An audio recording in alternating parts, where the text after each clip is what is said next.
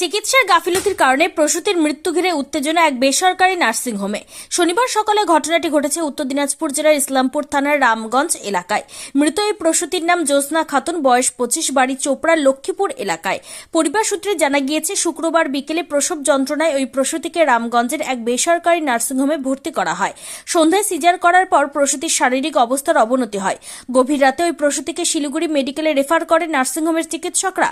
এরপর পরিবারের লোকজন শিলিগুড়ির এক নার্সিংহোমে ভর্তি করার কিছুক্ষণের মধ্যে ওই প্রসূতির মৃত্যু হয়। এরপর পরিবারের লোকজন ওই নার্সিংহোমের সামনে অ্যাম্বুলেন্সে মৃতদেহ রেখে বিক্ষোভ দেখাতে শুরু করে। ঘটনার জেরে নার্সিংহোমের সামনে উত্তেজনা ছড়িয়ে পড়ে। খবর পেয়ে ঘটনাস্থলে পৌঁছে ইসলামপুর থানার রামগঞ্জ ফাঁড়ির পুলিশ।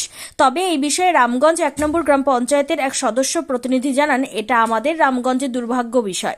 যদি নার্সিংহোম কর্তৃপক্ষ পরিকাঠামো ঠিক না থাকে তাহলে নার্সিংহোম করছে কেন? এটা নিয়ে আমরা প্রশাসনকে জানাবো, না হলে তাদের নার্সিংহোম বন্ধ করা হোক বলে জানান তিনি। খারাপ ব্যবস্থা আমরা মনে করছিলাম যে রামগঞ্জের মতো জায়গাতে নার্সিংহোম খুলতেছে, তো খুব একটা ভালো, আমাদের রামগঞ্জের জন্য খুব একটা ভালো হচ্ছে, আমরা খুব ভালো পরিষেবা পাবো। কিন্তু দেখতেছি দিনে দিনে পরিষেবা ভালো নেই, পরিষেবা খারাপের দিকেই আছে।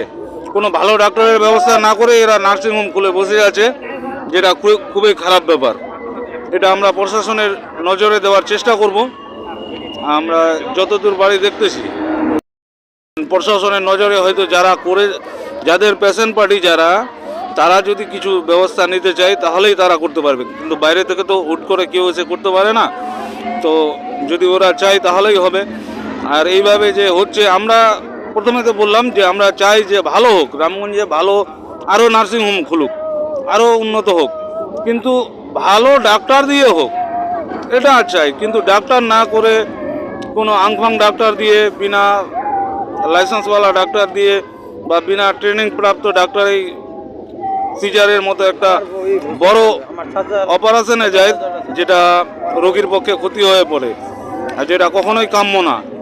আমরা এই ব্যাপারটা প্রশাসনের নজরে দেওয়ার চেষ্টা করব। আর আপনাদের মিডিয়া প্রশাসনকে বলতে চাই যে আমাদের রামগঞ্জে যেসব নার্সিংহোমগুলো আছে এদের ডাক্তারের কি আছে একটু প্রশাসন যাতে দেখে।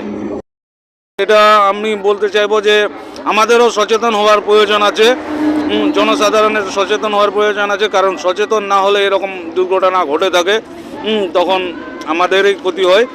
আমরা চাই যে প্রচার বাড়ুক, সরকারি সুপার স্পেশালিস্ট হসপিটালে সব রকমের ব্যবস্থা আছে। আমরা সেখানে শুধু একটু অসুবিধার জন্য, কারণ সেখানে বেশি রুগী হয়ে যায়, যার কারণে হয়তো থাকার রুগীদের একটু অসুবিধা হয়, যেটা সরকার ব্যবস্থা নিতেছে, যে কিভাবে বেশি বেশি রুগী রাখার ব্যবস্থা করা যায়, এটাও ব্যবস্থা নিচ্ছে আমাদের সরকার। তো আমরা প্রচারে নামবো যে যাতে আরও বেশি বেশিভাবে লোক সরকারি সুযোগ নিতে চেষ্টা করে। এই বেসরকারি সুযোগ নিতে গিয়ে নিজের অনেক ক্ষতি হয়, টাকা পয়সারও ক্ষতি হয়, এমনকি আজকে যেটা হয়েছে একটা প্রাণও নষ্ট হয়ে গেল, যেটা কখনোই একজন সুস্থ মানুষের পক্ষে কাম্য নয়। আমরা চেষ্টা করব প্রচারে আসুক, প্রচার হোক যে সরকারি হসপিটালে মানুষের কোনো অসুবিধা হলে সরকারি হসপিটালে নিয়ে গেলে, আজকে হয়তো সরকারি ডাক্তার নিজের মতো করে হয়তো যদি কোনো রকমের অসুবিধা হতো, আমাদের রাজ্য সরকার সব রকমের ব্যবস্থা রেখেছেন, মায়েদের জন্য গাড়ি ফ্রি রেখেছেন, তার মধ্যেও মানুষ যে কেন এরকম কাজ করে, যে এটাই হচ্ছে বুঝার একটু অসুবিধা আছে, যেটা হয়তো আমাদের প্রচার করতে পারছি না। আমরা হয়তো আমাদের মতো কিছু জানা অজানা লোকের গাফিলতি আছে। আপনাদের মিডিয়ার মাধ্যমে আমি প্রচারও করতে চাইছি যে আমাদের মধ্যে কারো যদি কোনো রকমের অসুবিধা হয় তাহলে বেসরকারি হসপিটালে না গিয়ে সরকারি হসপিটালে যান, সেখান থেকেই আপনারা ভালো পরিষেবা পাবেন।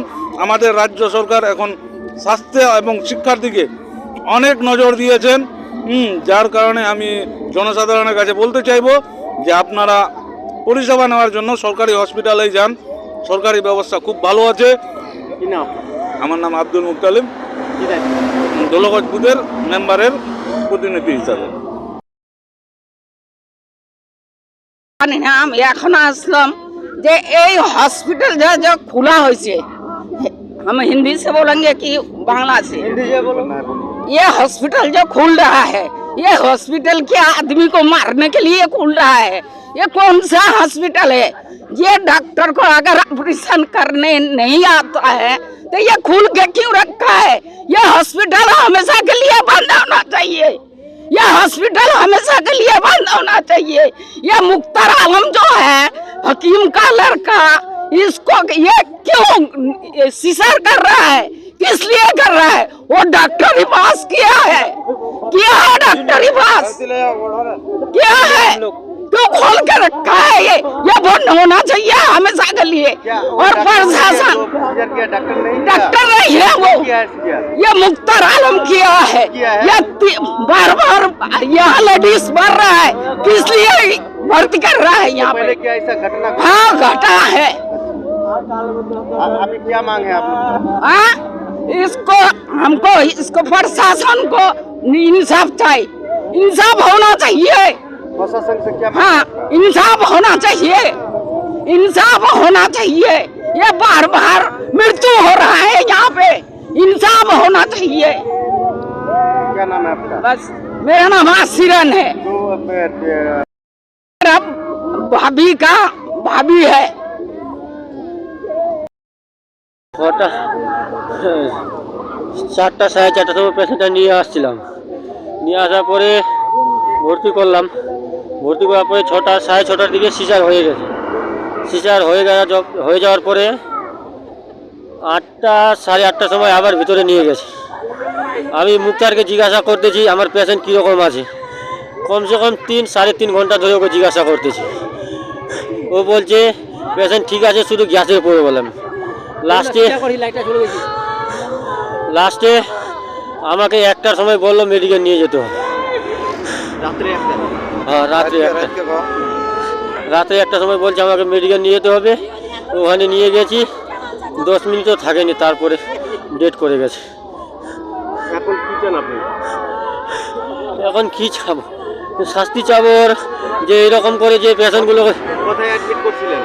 এই যে এই hospital Latkia nursing home. Latkia nursing home, কোন জায়গায় এটা? রামগঞ্জ পেট্রোল পাম্পের সামনে। যে মারা গেছে আপনার কি হয়? আমার স্ত্রী হবে, কি নাম? জ্যোৎস্না খাতুন, বয়স কত হবে? বয়স 25। এটা কি প্রথম সিজার ছিল? এটা প্রথম সিজার ছিল।